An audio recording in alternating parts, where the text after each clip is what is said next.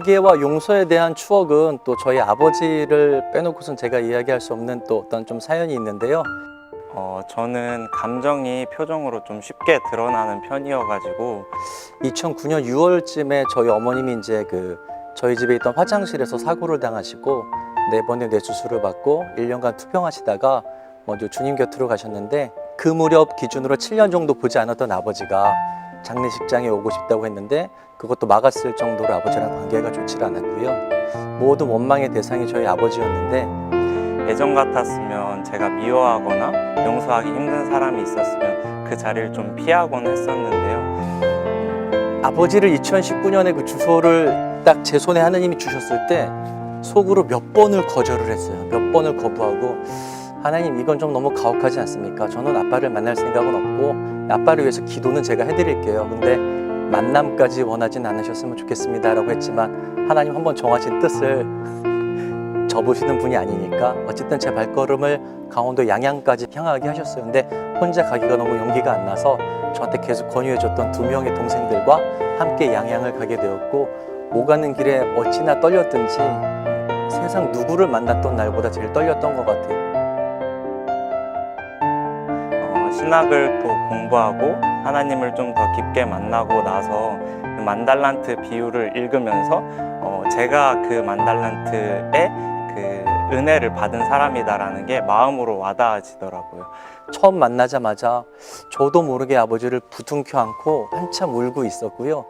그때 저랑 같이 가져왔던 동생이 휴대폰으로 영상을 찍어준 게 있는데, 지금 아직도 그 영상이 저한테 있고, 그 영상을 통해서 많은 분들이 또 부모님과 어떤 화해를 했던 그런 제가 이야기도 계속 듣고 있고요. 아버지를 만나 뵙자마자 바로 용서가 됐던 건 아니었던 것 같은데, 하나님 저한테 그런 마음 주셨어요. 예수 그리스도가 지신 십자가가 어떤 특정인만을 위한 십자가가 아닌데, 저는 절대 우리 아빠를 위한 십자가는 아닐 거라고 생각했었어요. 제 악한 마음에. 근데 하나님께서 지신 십자가, 그리스도께서 지신 십자가는 저희 아버지를 위한 십자가이기도 했던 것 같습니다.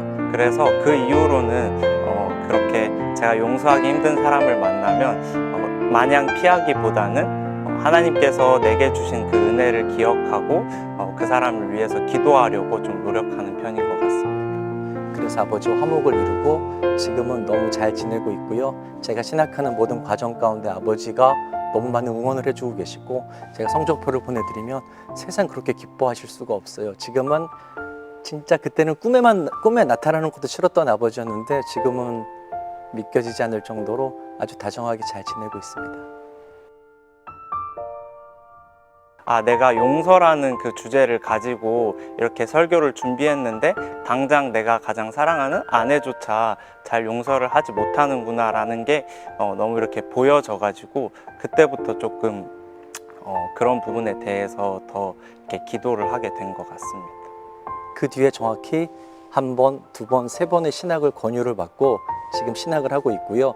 그 신학 권유를 해주셨던 분 중에 한 분이 개그우먼 이성미 집사님이십니다. 제가 지금 집사님 매니저 일을 하고 있고요. 그래서 집사님의 권유로 신학을 시작하게 되었고, 그때 2020년 겨울쯤에 백석대학교에서 이성미 집사님을 초청해 주신 간증 집회가 있었는데, 그때 지금의 광인선 목사님을 뵙고 또 목사님께 제 향후 진로에 대해서 여쭙고 좀 상의를 했었는데, 그때부터 지금 백석에서 신학을 공부하고 있습니다.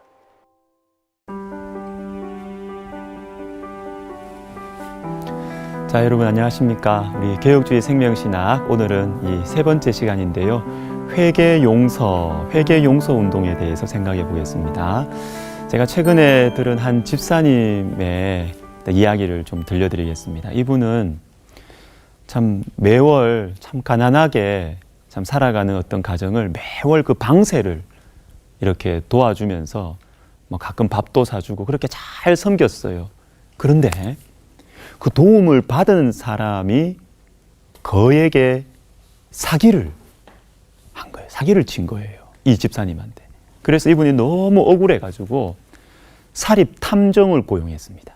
사립탐정을 고용해가지고 저 사람들 좀 쫓아다니라는 거예요. 그런데 곧바로 잡지 말고, 곧바로 잡으면 고생을 덜 하니까 공소시효 동안 잡지 말고 계속 추적만 하고, 그리고 매달 자신한테 보고를 하라는 거예요. 자, 여러분, 이게 참 인간적으로 이해가 되죠. 그런데 이상한 것은 이분이 그렇게 탐정을 통해서 보고를 받고 하는데 이 배신감보다는요, 자기 머리가 너무 아픈 거예요. 자기 마음이 너무너무 괴로운 것입니다.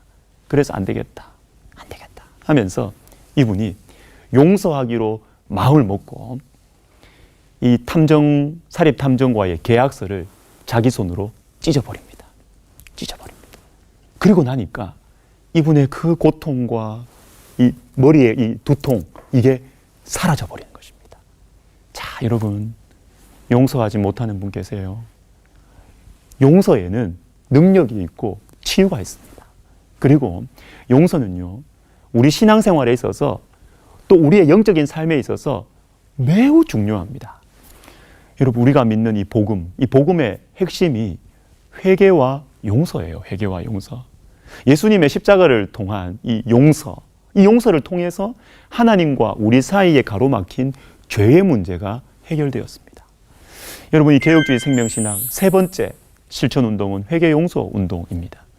자, 먼저 간단하게 정리를 하면 개혁주의 생명신학은 하나님 앞에서 자신을 돌아보고 서로를 용납하여 하나 되는 것을 추구하는 회개용서 운동입니다. 자, 이 회개용서 운동에 세 가지 요소가 있습니다. 회개, 자신을 돌아보고, 두 번째, 서로 용납하여 용서, 세 번째, 그 결과가 하나됨입니다. 하나됨. 자, 여러분, 먼저 회개를 생각해 볼게요. 신앙생활에서 회개는 매우 중요합니다. 회개, 한마디로 말하면 하나님께로 돌아서는 것입니다. 예수님께서 전하신 첫 번째 메시지, 회개였습니다. 마태복음 4장 17절에 이때로부터 예수께서 비로소 전파하여 이르시되 회개하라. 천국이 가까이 왔느니라. 천국을 맞이하는 방법이 있는데 이게 회개라는 것입니다. 회개. 여러분, 나에게 천국이 다가오지 않습니까? 쉽게 말할게요. 여러분, 교회는 오래 다녔는데 신앙생활에 별로 감동이 없습니까? 회개가 없어서 그렇습니다. 회개가. 여러분, 회개는 하나님 앞에서의 정직함이에요. 정직함. 회개. 근데 어떻게 하면 되느냐? 정직하면 됩니다. 솔직하면 됩니다. 시편 51편이 대표적인 예입니다. 여러분 잘 아시죠? 다윗의 시, 인도자를 따라 부르는 노래, 다윗이 밧세바와 동침한 후 선지자 나단이 그에게 왔을 때.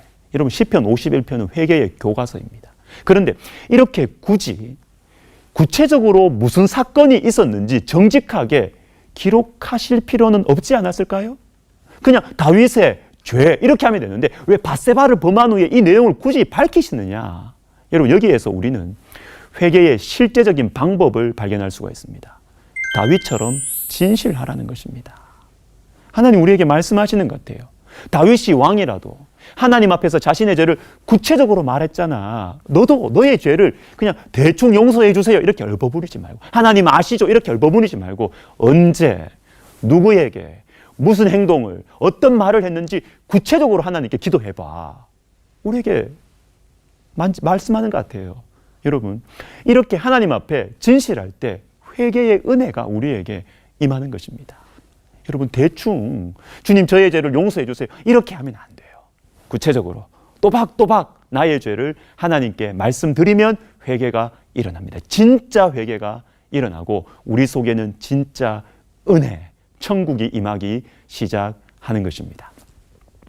자, 그러면 여러분, 이제 이렇게 진실한 회개가 이루어지면 우리 속에는 자연스럽게 용서할 마음이 생깁니다. 나도 용서를 받았으니까 용서할 마음이 일어나는 거예요. 여러분, 용서는요, 회개의 자연스러운 반응입니다.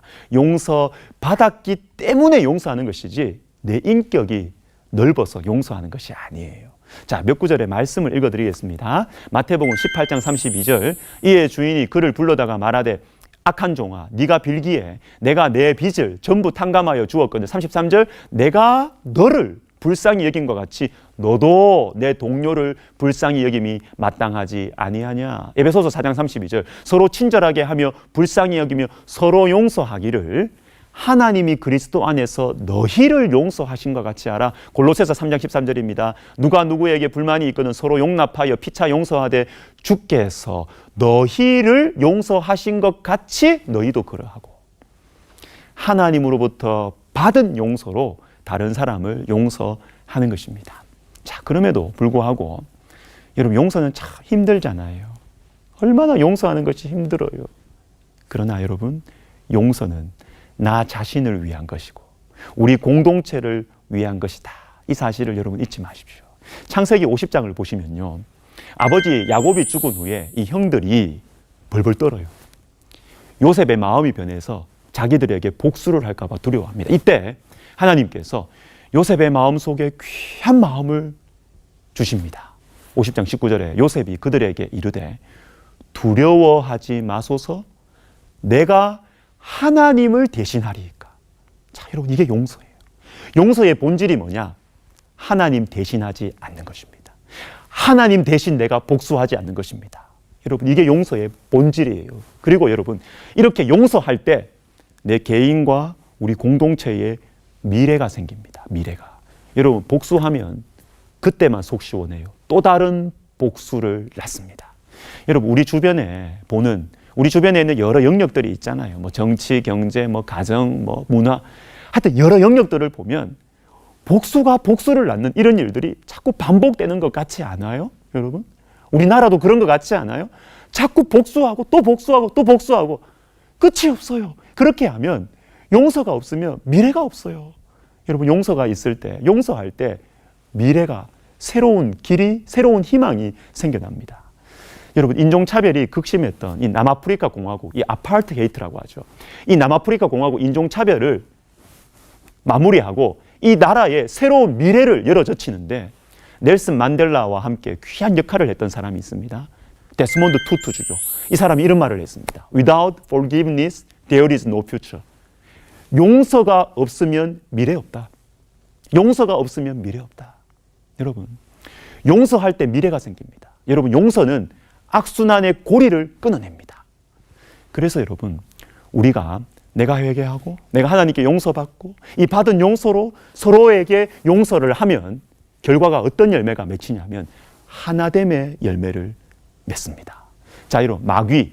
자, 마귀를 나타내는 이 헬라어가 뭐냐면 디아볼로스입니다. 디아볼로스. 그런데 이 말의 본래 의미가 무엇일까요? 마귀, 이 말의 본래 의미가 무엇일까요? 귀신, 유령, 도깨비? 아니에요. 마귀, 디아볼로스의 원래 의미는 비난하는 자, 참소하는 자, 헐뜯는 자입니다. 약한 것, 다른 사람 실수한 것, 잘못한 것 들추어서 헐뜯는 것이 마귀의 본질 특징이에요. 그러므로 마귀는 분열을 일으키죠. 마귀는 용서를 모릅니다. 그래서 하나됨을 해치는 것이 마귀의 역할이고 마귀의 사명이에요. 그래서 여러분, 이 하나됨은 우리 신앙이 성장하는 이 성장점입니다. 성장점. 자, 누군가가 저와 여러분이 하나됨을 지키기 위해서 애를 쓴다면 우리 가정의 하나, 우리 교회의 하나됨을 위해서 내가 수고하고 애쓰겠다 이렇게 하면 우리의 신앙은 성장하게 되어 있습니다. 왠지 아세요? 하나됨을 지키기 위해서는 자기를 부인해야 됩니다. 내가 먼저 양보해야 됩니다. 싫은 사람 품어주어야 됩니다. 그러니까 기도하게 돼 있어요. 기도하게 돼 있어요. 하나됨을 위해서 살다 보면 십자가를 바라보게 돼 있습니다. 그러므로 하나됨을 위해서 애쓰는 중에 신앙이 성장합니다.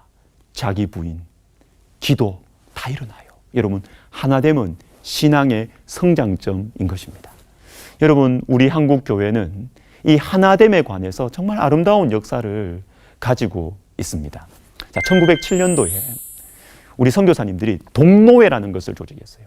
우리 선교사님들은 외국에서 한 나라에서 온 게 아니에요. 다양한 나라에서 그리고 다양한 교단 배경에서 선교사님들이 오셨어요.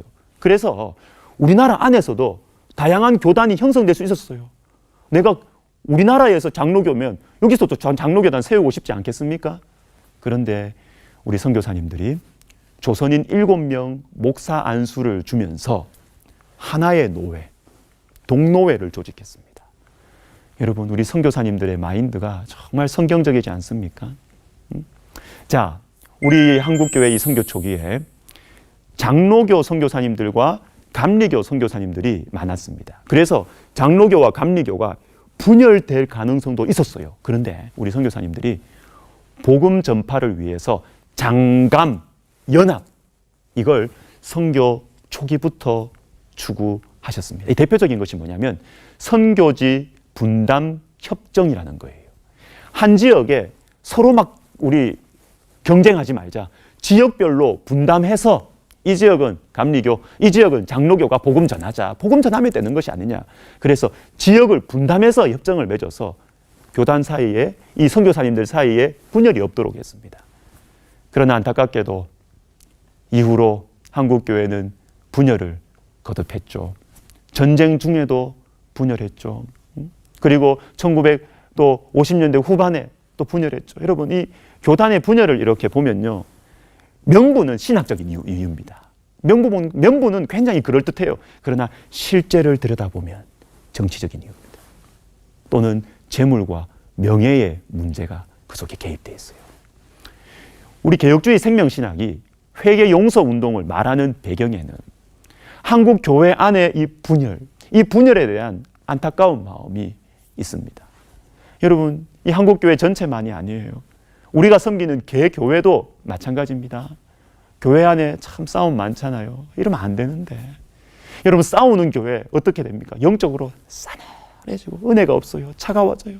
그리고 싸우는 교회에서 자라나는 우리 다음 세대 자녀들 영적인 상처를 가지고 자라납니다. 자, 저는 목회를 하면서 이런 성도님들 만난 적이 있습니다. 자녀들이 싸우는 교회에서 자라난 거예요. 싸우는 교회에서 자라나니까 결국은 교회를 떠나게 되더라. 이렇게 싸우는 교회 내가 왜 다니냐는 거죠. 그래서 너무너무 안타까워하는 성도님들, 부모님들의 탄식을 들은 적이 있습니다. 자, 그러면 여러분, 이 회개와 용서가 왜 약화되었을까요? 왜? 복음의 핵심이 회개와 용서인데 이게 왜 약화되었을까요? 그것은 죄를 회개하는 것보다 내 소원을 성취하는데 집중하는 분위기가 우리 가운데 형성되었기 때문입니다. 그러니까 회개가 약화되잖아요. 회개가 약화되니까 자연스럽게 용서도 약화돼요. 회개 받은 사람이 용서할 수 있는데 회개가 약화되니까 용서도 약화되는 거예요. 여러분, 회개는 자기 부인으로 가능하잖아요. 나도 잘난 것 없다. 나도 똑같다. 라는 이런 인식에서, 이 솔직한 마음에서 회개가 가능한데 회개가 약화되니까 다른 사람의 이 작은 티끌이 나의 이 큰 들보보다 훨씬 커 보이는 것입니다. 그러니까 용서 못하는 거죠. 다른 사람들을 용서하는 것보다 판단하고 비판하고 허무는 것이 더 우리 속에 많아지는 것입니다. 참 좋은 묵상집이 여러분도 아실 거예요. 오스왈드 챔버스 목사님의 주님은 나의 최고봉이라는 책에 이런 내용이 있습니다. 여러분 잘 들어보십시오. 하나님이 다른 사람의 삶에 대해서 분별력을 주신 이유는 중보 기도를 위한 것이지 남의 결점을 찾아서 비판하기 위한 것이 아닙니다. 자, 여러분, 혹시 여러분들 중에 어떤 사람 딱 보면 저 사람 속셈이 딱 보이는 분들 있죠. 남에 대한, 다른 사람에 대한 통찰력, 분별력 여러분 속에 있으십니까? 다른 사람의 약점, 다른 사람의 죄가 잘 보이십니까? 여러분, 하나님이 주신 능력이에요. 여러분, 참 그거 좋은 능력이에요. 그러나 좀 더 생각해 봅시다. 왜 주셨을까요? 왜? 비판하라고 주셨을까요? 지적하라고 주셨을까요? 들추어내라고 그 분별력과 능력을, 분별력과 통찰력을 주셨겠습니까? 물론 비판도 필요하죠. 그러나 여러분, 비판을 넘어서 기도하라고, 그 사람을 위해서 기도하라고, 한국 교회를 위해서 기도하라고 우리에게 분별력과 통찰력을 주신 것이 하나님 마음 아니겠습니까? 여러분, 통찰력과 분석력, 분별력은요, 기도를 위한 것이지 비난하라고 주신 것이 아닙니다. 여러분, 회개와 용서가 우리 가운데 약해지는 근본적인 이유가 있습니다. 이것은 오늘날 저와 여러분이 힘써서 기도하면서 회복해야 할 것이기도 한데 그것은 바로 십자가 복음이 약화된 거예요. 십자가 복음의 약화입니다. 여러분, 십자가 복음이 성령과 큰 확신 가운데 십자가 복음이 선포되면 자연스럽게 다른 사람 죄보다 내 죄가 보여요. 내 죄가. 사회의 구조적인 문제보다 내 문제가 먼저 보이게 돼 있다고요. 반대로 십자가를 바라보지 않으면 옆 사람 자꾸 보입니다. 그리고 나의 죄보다는 우리 사회의 죄, 구조의 죄를 말하면서 자기의 죄를 합리화시켜요. 여러분, 십자가 없는 정의 구현은 수술 잘하고 사람 죽이는 것과 비슷합니다. 사랑하는 여러분, 예수님께서 누구를 위해서 십자가에 달려 죽으셨습니까? 나를 위한 십자가 정말 맞습니까? 여러분, 이게 분명해져야 회개하고 용서하고 하나됨의 길로 갈 수가 있는 것입니다. 오늘 강의 마무리하겠습니다. 러시아의 대문호인 레오 톨스토이가 이렇게 말했습니다. 모든 사람들은 인간이 변화되어야 한다는 것을 생각하고 있으나 자기 자신이 변화되어야 한다는 것은 생각하지 않는다. 여러분, 생각해야 될 말씀이에요. 그리고 20세기의 선지자라고 일컬어지는 에이든 토저 목사님은 자신의 책인 이것이 예배이다 라는 이 책에 이런 내용이 있더군요. 나의 하나님이라고 말하기 전에 우리의 하나님이라고 말하는 것은 아무 의미가 없다. 마치 이 세상에 다른 사람들이 전혀 없는 것처럼 영혼의 고독 속에서 하나님과 1대1로 만나는 경험이 없는 사람은 다른 사람을 사랑한다는 것이 무엇인지 깨달을 수 없다. 여러분, 기독교 신앙은 공동체적이면서도 개인적이고 개인적이면서도 공동체적입니다. 나의 하나님, 나를 위한 십자가, 이것이 내 심령에 분명하게 세워졌을 때 다른 사람을 용서할 수 있고 다른 사람을 사랑할 수가 있는 것입니다. 내가 너를 불쌍히 여김과 같이 너도 내 동료를 불쌍히 여김이 마땅하지 아니하냐.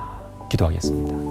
하나님 아버지, 우리가 교회 생활은 오래 하고 교회에 대해서, 성경에 대해서 많이 알게 되었지만 회개의 은혜가 약화되어 가고 서로를 용서하는 것이 약화되는, 그래서 분열과 싸움 가운데 우리가 있음을 고백합니다. 하나님, 우리 가운데 십자가 복음이 다시 성령과 큰 확신 가운데 증거되어서 내가 먼저 회개하고 그래서 용서하고 하나됨으로 나아가는 우리 자신, 우리 교회, 우리 한국 교회 되게 하여 주옵소서. 예수님의 이름으로 기도하옵나이다.